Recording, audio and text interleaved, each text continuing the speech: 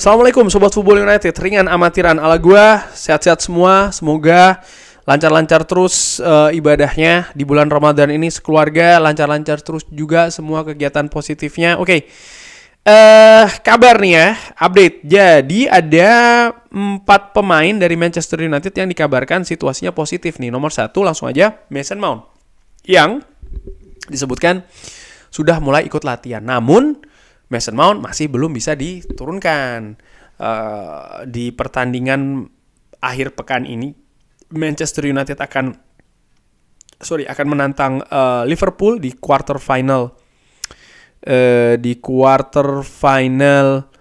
FA Cup. Disebutkan baru diturunkan nanti setelah international break. Berarti kemungkinan sih menurut gue baru bisa diturunkan ketika Manchester United ini ke Brentford dong kalau begitu ya. Manchester United ke Brentford baru.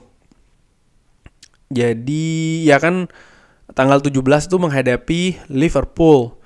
Lalu 2 minggu kemudian baru Manchester United akan tandang ke Brentford. Nah disitulah Mason Mount baru bisa diturunkan. Nah ini menurut gue kabar positif tentu saja, paling tidak dari sisi kedalaman skuad.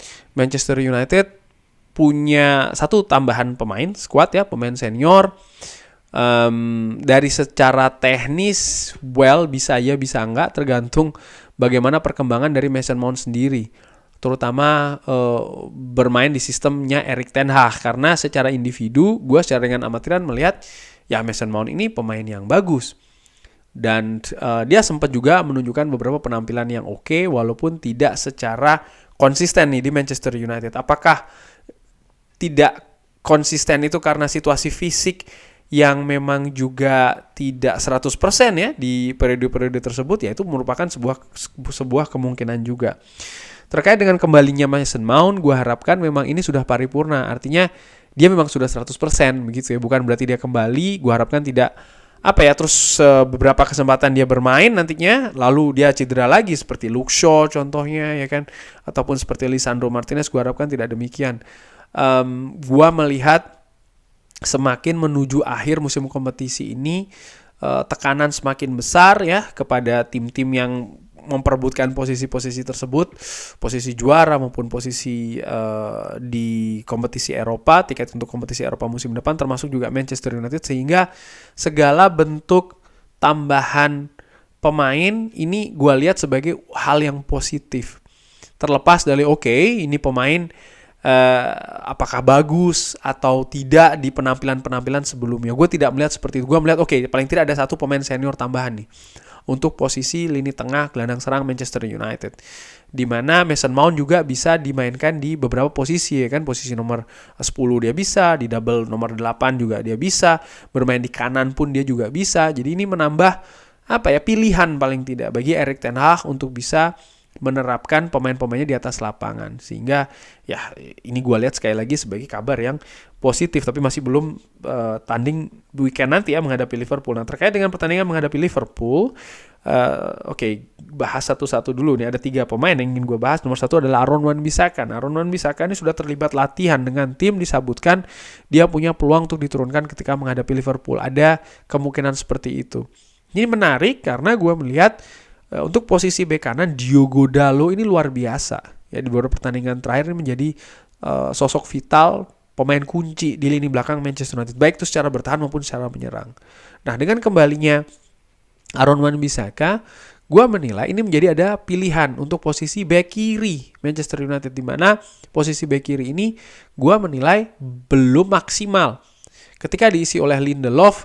Ya Lindelof memang aslinya bukan di posisi bek kiri ya, sehingga dia sering sekali tereksploitasi oleh pemain-pemain lawan yang menempati posisi serang sebelah kanan. Walaupun ketika menghadapi Everton, ya menghadapi Manchester City jelas ya dia mengalami kesulitan betul menghadapi Phil Foden contohnya. Namun ketika menghadapi Everton, gue menilai dia jauh lebih solid. Mungkin juga perbedaan kualitas tentu saja antara pemain Everton dan juga Manchester City, tapi tetap gue menilai ini bukan di posisi terbaiknya. Akankah setelah kembalinya Aaron Wan-Bissaka ini, Diogo Dalot akan digeser ke kiri, lalu Aaron Wan-Bissaka akan bermain di sayap di bek kanan ya, ini merupakan sebuah kemungkinan juga, di mana kalau itu yang terjadi, gue harapkan memang Aaron Wan-Bissaka bisa langsung nyetel ya. Karena katakanlah dia dipersiapkan untuk menghadapi Liverpool, ya tentu saja Liverpool salah satu tim terbaik yang ada di Liga Inggris saat ini. Mereka juga ingin melangkah jauh ya di setiap kompetisi yang mereka ikuti, apalagi di musim terakhir dari Jurgen Klopp, mereka ingin mempersembahkan sesuatu yang istimewa ya kan, termasuk juga treble. Sehingga Manchester United harus siap nih. Dari sisi defensif gue menilai Aaron Wan-Bissaka ini bagus, tapi seperti biasa sisi ofensif, nah ini dia yang butuh sentuhan lebih lah, katakanlah demikian ya.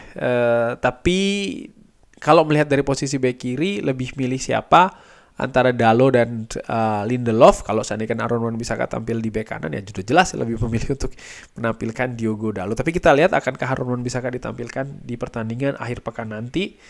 Untuk posisi bek tengah, Harry Maguire disebutkan juga sudah siap ya kembali dari masa cederanya. Ini merupakan kabar positif lagi. Bek tengah Manchester United menghadapi Everton, menurut gua Johnny Evans tampil luar biasa.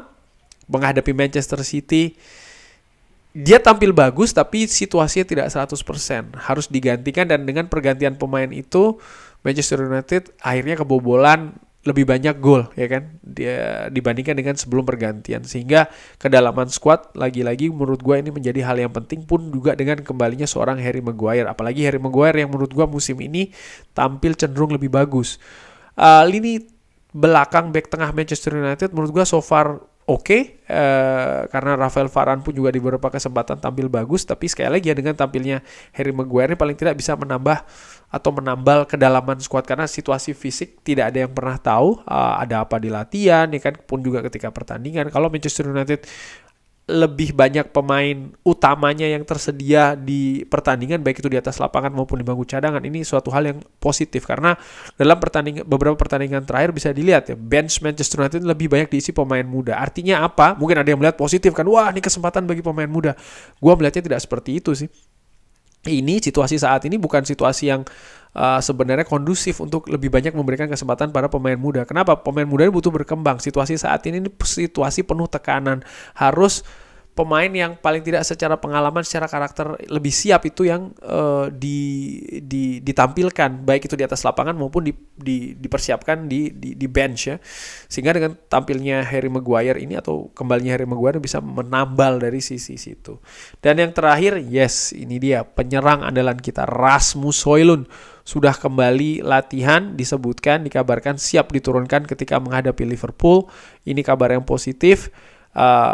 Gua berpikir atau berasumsi mungkin sebenarnya dia juga sudah bisa diturunkan ketika menghadapi Everton, tapi tidak mengambil resiko ya, karena pada saat itu kalau tidak salah dia juga sudah siap, sudah ikut latihan atau seperti apa. Tapi disebutkan ya masih menunggu ketika menghadapi Liverpool. Harapannya ya dia bisa kembali seutuhnya. Sangat disayangkan dia harus absen ketika Manchester United menghadapi Manchester City dan juga menghadapi Fulham. Dan absennya Rasmus Højlund ini memang memberi pengaruh di lini depan Manchester United, bukan secara individu tapi secara unit. Bagaimana di pertandingan-pertandingan sebelumnya trisula antara Højlund, Rashford dan juga Garnacho menurut gue semakin lama semakin menyatu. Ada beberapa pertandingan Rashford tampil bagus, terutama di awal-awal tahun ya, lalu setelahnya Garnacho juga di beberapa kesempatan dia tampil excellent.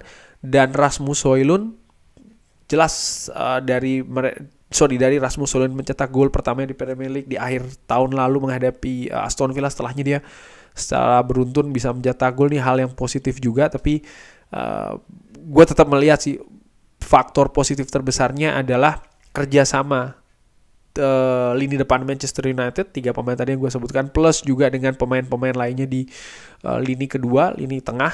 Ini gue harapkan bisa kembali lagi ke periode ketika mereka ini memang lebih solid, terutama di bulan Januari.